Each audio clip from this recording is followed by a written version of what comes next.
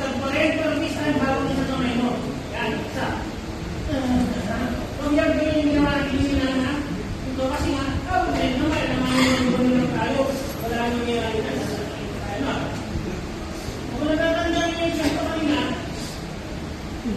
yung harap, kung parang ganito yung gagawin natin. Huwag hawak, boy. Dito na natin ha. Dito avoid ng kanyang bantak dito. Secondly, hawakan mo sa kamay yung weapon. Kung yung mismong wrist kasi, pag wrist, pwede mo mag-ulit.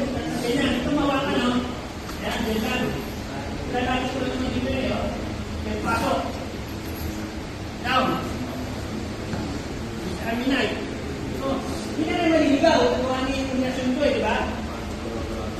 Hindi na mahirap. 1, 2, and 3. Okay? So, ang pinagkaiba lang, senaryo. Kanina, suntok, dito ka naman, so yun yung technique na ginamit natin. Ngayon naman, hindi ba lang senaryo, sumaksak, at pinag mo rin ang sigurity natin. So, wala na pinagkaiba, ha?